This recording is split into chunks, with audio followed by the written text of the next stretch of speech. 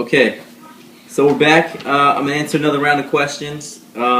First one is from Nicholas Luca Ricciardi. Oh, first off, I'll tell you it's Monday night around 10:15 p.m., August 19th. So Nicholas's question was, how does Eric Kanevskiy not get fat with such a high surplus? And then he linked a YouTube video, but I didn't copy and paste it, so I don't know what the video is.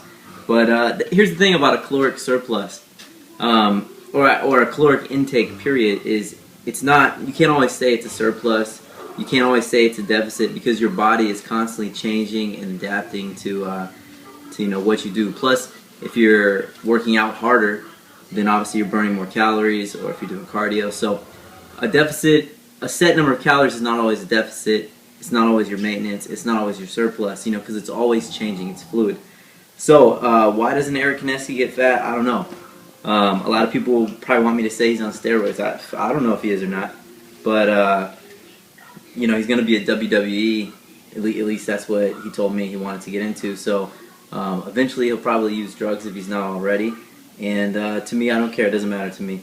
I think at his age, lifting the weights that the way that he's lifting, he has a very very good ability to put on muscle right now. So, I mean, he is gaining a lot of fat. I mean, he went from like 205, he cut back down to 170, and then within a few weeks he was back up to 205. So, obviously he's gaining a lot of fat.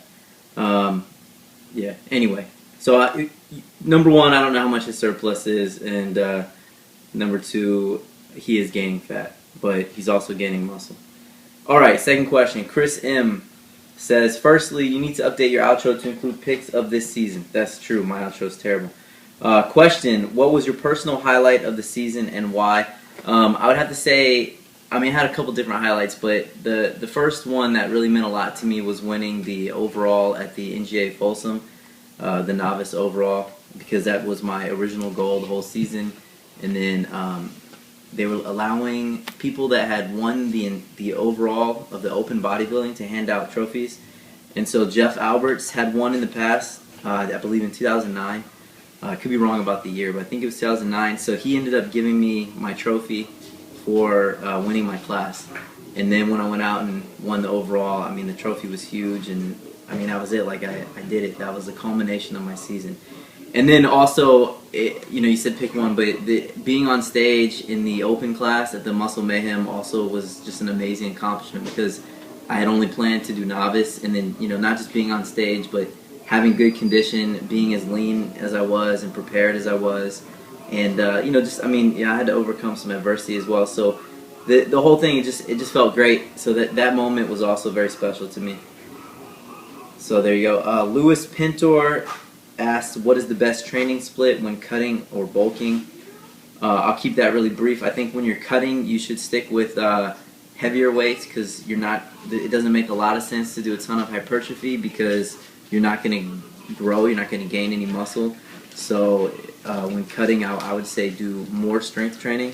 When bulking, if you're going for size, like if your goal is bodybuilding and you're going for size, then I would say do as much hypertrophy as you can, try to increase your volume, but obviously strength gains are still important. But as far as the whole training split, it's just so in depth, and it really depends on what your end goal is.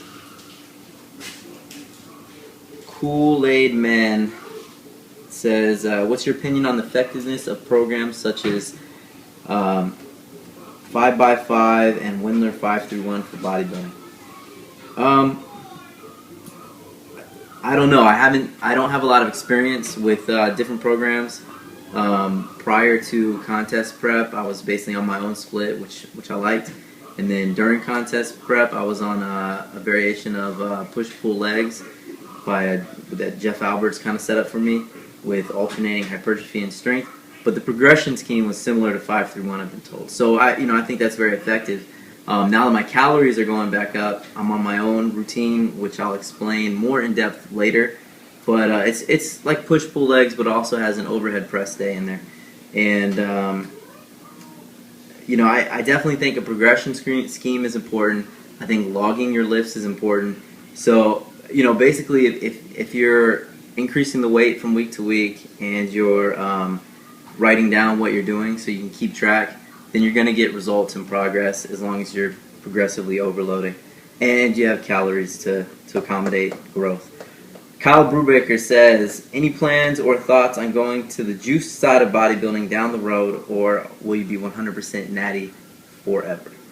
Me personally, I'm going to say I'm probably going to be natty for life because I have, my potential. I'm 29. My potential is so far away. By the time I reach it, I'll be like 50, and it's like at that point, like, what's the point of using juice? Maybe if I'm 60, my testosterone is like 10% of what it is now. Maybe by that time, that's like 30 years from now. I'll look into testosterone replacement therapy so I can feel like a young man again. But most likely, I would never take anabolic steroids. I just don't, I don't feel like I have a need for that. T-Beck Fitness. How did you stay mentally sane during the hardest parts of prep? Who says I did? I just try to focus on the goal. I had a really strong support system with my wife and family, and some days I did feel like I was losing my mind. I'd be so hungry, but my work schedule would keep me at work until past 6 o'clock at night, and I really wanted to eat, because I would allot a certain amount of calories for dinner, and I'd get home and maybe there wasn't any food ready, and I would literally feel like I was gonna break down and cry, and I felt like, oh man, my hormones must be going crazy. But my wife kept me sane, so that's how. Alright, I'm running long. That's all the questions for right now. I have another handful of questions that I'll answer in the next video. Thanks for watching. Comment, like, subscribe. Cue the outro.